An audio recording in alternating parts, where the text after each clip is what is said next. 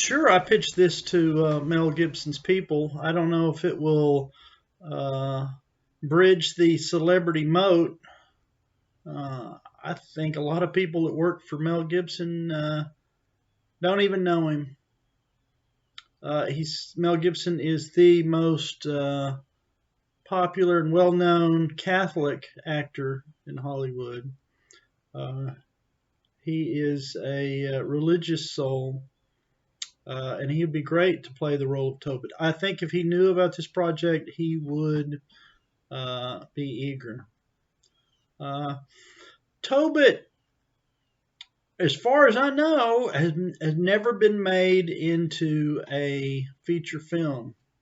There's animations and short depictions of the story. Uh, there's a silent film from like 1923, but it's so obscure, and I bet some of the people watching your interview aren't even familiar with the story. Let me summarize it for you. It's 8 Jewish weddings and 7 funerals. Uh, it's about a woman named Sarah, and she's haunted by a demon, and she gets married 7 times, and the weddings are never consummated. A demon, Asmodeus, kills the groom before the marriage can be consummated. They never reach the wedding bed. He's killed in the parking lot, or sometimes, in the tent, standing exactly where he was married. So the girl is haunted, and after 7 times, she's ridiculed, even by the maid. Their family maid makes fun of her, and she thinks about suicide. She prays to God, "Get me out of this deal," uh, for God to come take her life. At the same time, far away, a Tobit also prays to die. He's been blinded. He can't take care of his wife and son. He's accustomed to being successful in life, but he's up in his 80s, so but he doesn't want to stop taking care of his family, and he's depressed. God's not going to take either one of them. God sends an angel to escort Tobit's son, Toba, or Toby, however you want to pronounce it. One of the reasons I found this story is because there was a big debate on the internet whether Toby was a religious name. It is to Catholics and Orthodox Christians. And it comes from the story.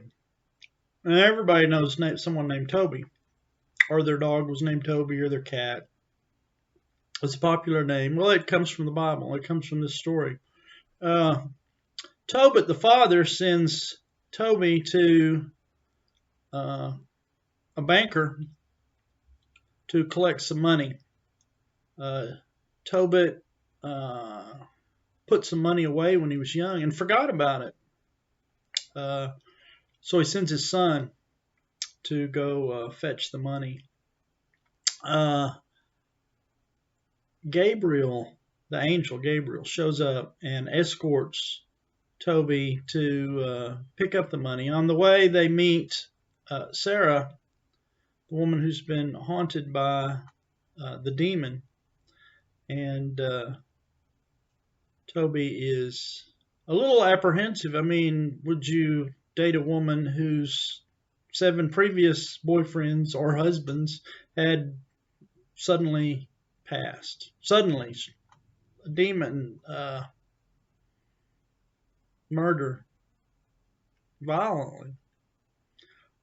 So Toby is a little apprehensive about falling in love and marrying the girl, but Raphael, the angel, persuades him, no, it'll be okay. Don't worry about it. And I don't want to ruin the end of the film for you, but I wrote it just like it appears in the Bible. I mean, uh,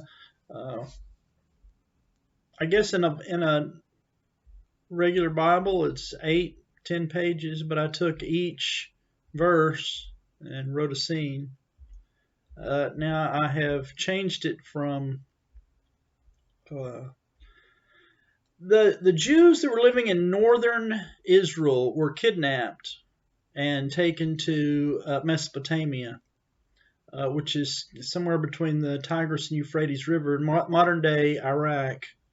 And that's where the story is. I don't think anybody's going to watch, they don't want to watch a film that's set about 3,500 years ago. So I set it in the 1930s, right before the German invasion of Holland.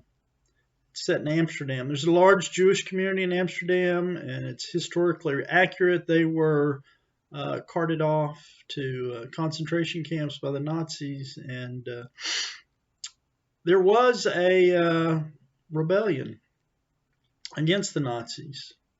And I think, well, everyone who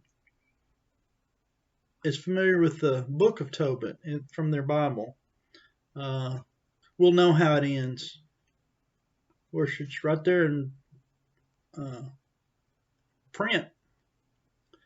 So I changed the setting, and I guess the question is, well, okay, Tobit's going to die. He's 80 years old, and we don't live forever. So everybody in the audience, even those that haven't read the Bible, are going to realize, well, someday he'll die. The question is, where will he die? Will he die in his bed, or will he die in a concentration camp? So that big question hangs over the whole movie. He's a very likable guy. He is one of the most likable guys in the entire Bible. He's pious, prays constantly, gives good advice, is very knowledgeable, a very smart individual, and knows how to live. I mean, that's why it's in the Bible, because he gives such good advice.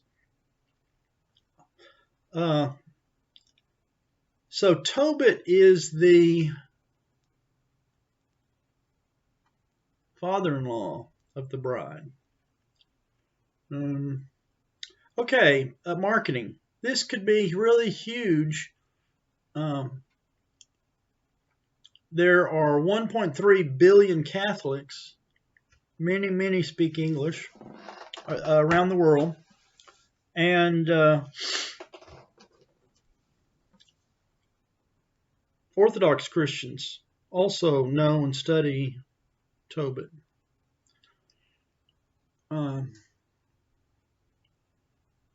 And there's about 280 million Orthodox Christians in Greece, Eastern Europe, Russia, Ukraine, Serbia. So you add all that up, and it's 1.5 billion moviegoers,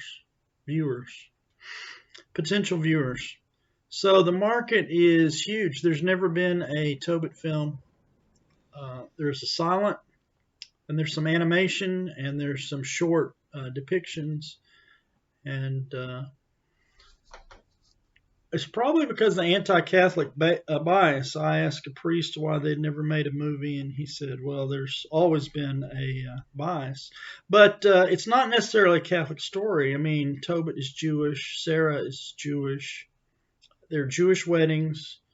And what's at stake are the Jews, because of the occupation, the Nazi German occupation of Amsterdam. So, yeah, I think Mel Gibson would be a great choice. You know, there's been some questions about how Mel Gibson feels about Jewish domination of Hollywood. I think that may be a little blown out of proportion. I have heard Mel Gibson speak fondly of Jews, and he speaks often from the Old Testament. You have to understand that all the characters, all the major characters in the Old Testament are ethnic Jews chosen by God to go to Israel. And I don't think he's ever denied that. I mean, fervent Christians are friendly with the Jewish community, and so I think the film would be great for his career, great for him personally, and profitable. Let's be honest. Tobit could be a huge film. Mel Gibson made movies about the Old Testament, 2 movies, The Passion of the Christ and The Resurrection of the Christ. But he's not unaware of the Old Testament. I think he'd be open to it. If we can just get these people around him to open their eyes to this opportunity, I think Mel Gibson would jump at the chance to play Tobit. A casting director, I talked to her. She said, this is Academy Award material. And I agree. It's so far from Mel Gibson's previous work experiences. He could be easily redeemed. He could really break a leg and knock it out of the ballpark.